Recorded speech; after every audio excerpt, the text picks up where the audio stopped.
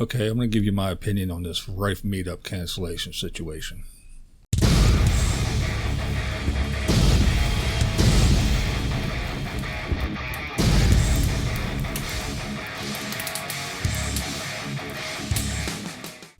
All right, I'm sure everybody knows, but for you that don't, Nomadic Fanatic, James from Wanderlust Estates, Mikey from Living Free, and I believe Caravan Carolyn all got this little meet and greet together they were going to do at Riffe Lake up in northern Washington somewhere. So they had it posted on Facebook and some other places, and there were some, let's say, not fans of these people. They decided they were going to alert authorities and direct them to the Facebook page so they could see for themselves exactly what was going on and let them take it from there. So yesterday there was a flood of videos from the four, Eric, Mike, James, and Carolyn, announcing the cancellation. So, here's my thoughts. First of all, any of the fans, whether you like these people or not, whatever, any of the fans that made plans to go, that either took off work or used vacation days or booked maybe flights or whatever they did to go to this meetup, it kind of sucks for them, but things happen. Now, that being said, I was a lighting technician for bands for many years until my eyesight left. Now, throughout my long time of doing this, I've been doing it since I was a teenager. We've had things in bands where we did a benefit show for someone. They needed help with medical bills and some other things. But anyway, we did a benefit show. All the proceeds, we charged admission. There's a couple bands, but all the proceeds went to this foundation, to this cause. Now, we had a big venue outside. We had actually a beer truck with taps on the side. There was kegs inside and there was taps on the outside. So with your admission, you got to see the music and you got to drink beer. Well, we did not have a liquor permit, a liquor license.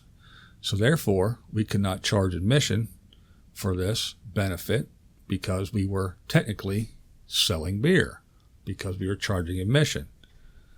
So we had to say donations. So therefore, we didn't need it. There's a way around it.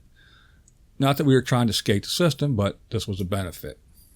So we didn't know, we weren't aware of this little thing, but we learned. We educated ourselves. We figured it out.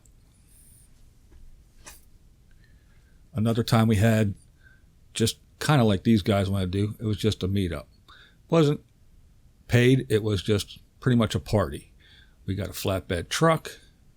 We set up all the equipment, had a couple bands on a guy's private farm, and just told people to come. It was just for an exposure for us and the bands that played before us. So we didn't charge any money. It was just a big party, basically.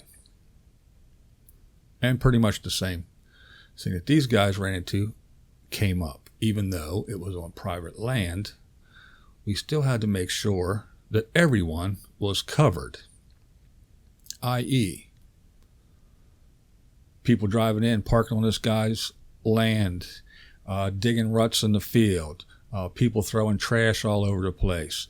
If somebody fell, got hurt, who was going to pay for it? All these things came up. Is this guy's homeowner's insurance going to cover it? Probably not. If the guy gets mad because he didn't know he was really getting into having, a couple hundred people in his field throwing shit around and, like I said, parking and pulling in and out, if he got pissed off after it and he came after us and said, look, you guys got to fix all this stuff. Who's going to pay for all this stuff? This is just, it's normal. It's not out of the blue. It's not something outrageous. And let me say this. We got Eric. We have Mike. Just those two alone. Now, you know, they would be the first ones if they were walking in a Walmart parking lot, slipped on the ice or tripped over a speed bump or something and fell down. They would be jogging to a lawyer's office to sue. So if they expect to just throw this little meet and greet and not have to worry about people getting hurt, look, Eric supposedly got hit in the face with a door and's got to pay $3,000 to get a new tooth. So what if somebody gets hit in the face with a door? Who's going to pay for their $3,000 tooth? When it happened at your meet and greet that you put on Facebook. And yeah, you say it's not an event. The sun came up this morning. That was an event. It's an event. You probably made an event on your Facebook page. It's called an event. It is an event. Well, it's just a meet and greet. Well, your meet and greet is an event. A get together is an event. A birthday, it's an event. And then Mike said, well, the government says that anything over, okay, the government. Okay, now we're in this government thing. Oh, the almighty government trying to bring the man down. We need government. We need people to govern. Okay, Mr. Nomad.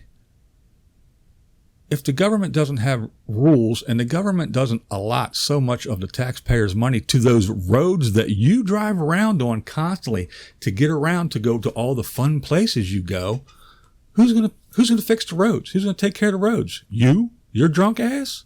No. All those free parks. Yes, government, state, land. Who pays for that? We all do, because the government allots so much money to keep those places open for your lazy, non-working asses to go sit and live for free. That's how it gets done. The government. You don't pay for it.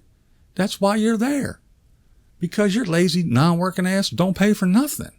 So don't say, oh, the government claims that we have to. Yeah, the government claims a lot of shit. The government makes it possible for you to drive around your little truck and do nothing all day.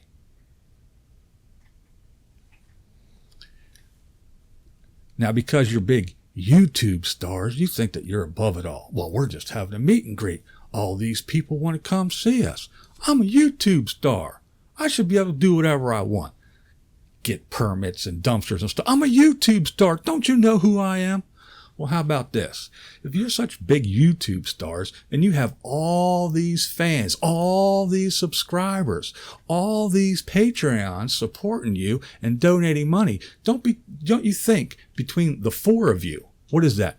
$300 a piece to get a $1,200 permit? Why don't you dig deep and give back to all those people that have been giving your lazy asses money this whole time? Take the $300. $300. Four of you.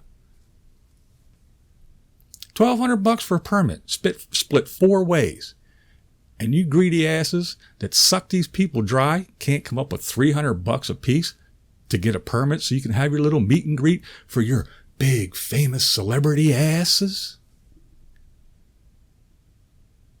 Oh, well, that's not all. We have to get dumpsters. Okay. So there's still four of you. Throw in an extra $100. So now you're up to $400 a piece. Oh, and we have to get porta johns. Well, there you go. Each of you, now you're up to $600.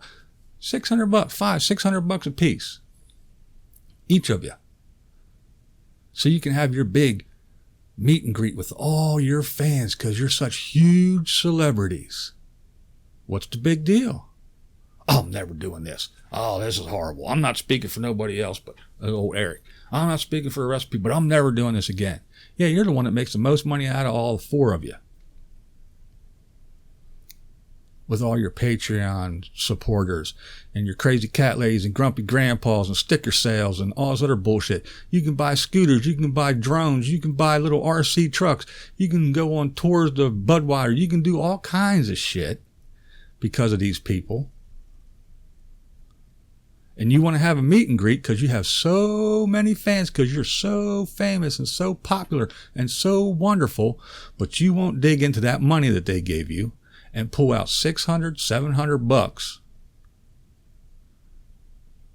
to make it happen. And that's the truth. And that's who you are. And if you really wanted it to happen, you'd have found out what it would have taken to make it happen.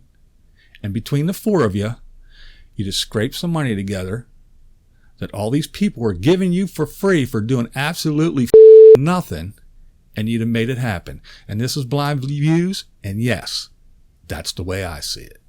What we do here is go back.